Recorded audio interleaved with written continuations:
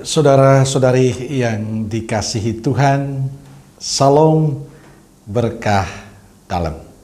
Sudah kita memberi senyum hari ini, Selasa 29 Agustus 2023. Gereja memperingati wafatnya Santo Yohanes Pembaptis Martir. Mari kita awali permenungan kita hari ini dengan tanda kemenangan Kristus. Dalam nama Bapa dan Putra dan Roh Kudus. Amin. Permenungan kita diambil dari Injil Matius bab 23 ayat 23 sampai 26.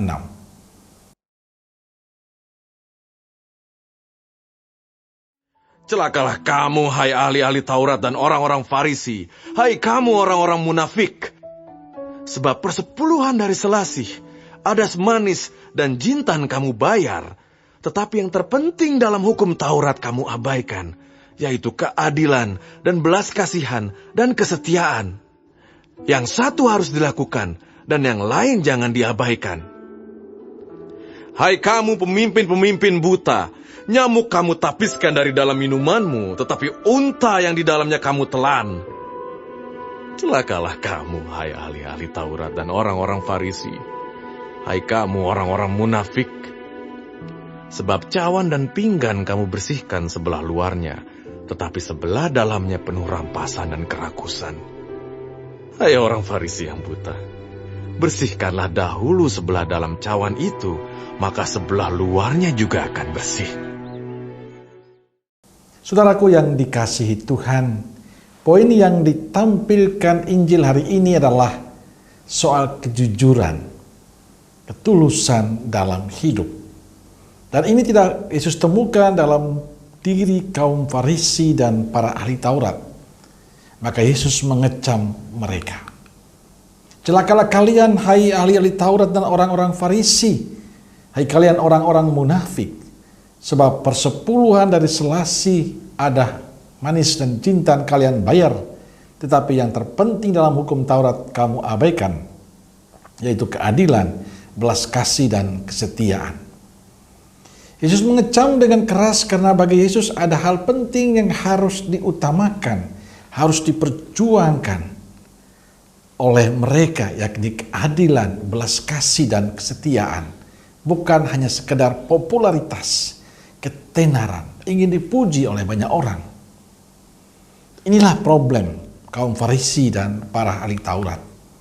Maka pada akhir Injil hari ini Yesus mengatakan, hai orang-orang Farisi yang buta, bersihkanlah dahulu sebelah dalam cawan ini, maka sebelah luarnya akan bersih.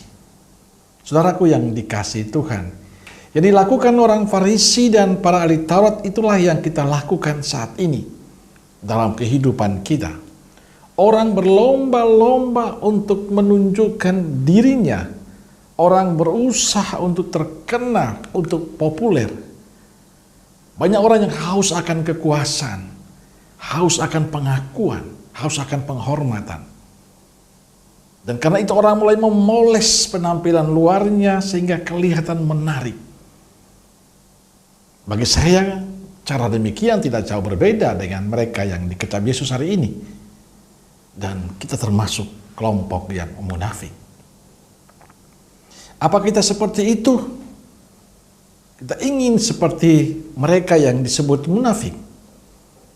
Saya kira tidak. Karena kita ingin hidup pantas di hadapan Tuhan dan sesama. Maka yang perlu kita perjuangkan, yang kita usahakan dalam kehidupan kita sebagai kaum beriman adalah seperti yang dipesankan oleh Yesus pada bagian akhir Injil hari ini. Bersihkan dahulu sebelah dalam cawan itu, maka sebelah luarnya akan bersih. Bersihkan hati kita dari kemunafikan, bersihkan hati kita dari keangkuhan, kecongkakan, dan jadilah pribadi yang jujur dan tulus. Dan itulah yang dibutuhkan oleh Yesus. Maka bagi saya menjadi penting hari ini, saudara-saudariku yang dikasihi Tuhan, kita tidak hanya memoles luar, tapi yang paling penting adalah menjaga hati kita, menata pikiran kita, agar tutur kata kita, sikap kita sungguh-sungguh menjadi berkat bagi sesama kita. Kita tidak lagi disebut kaum munafik oleh Yesus, tapi kaum yang penuh berkat untuk sesamanya yang lain. Maka jaga hati dan pikiran kita. Amin. Semoga Allah yang Maha Kasih memberkati saudaraku sekalian, Bapa, Putra, dan Roh Kudus. Amin. Roh Kudus Nazaret, doakanlah kami. Amin. Berkah dalam.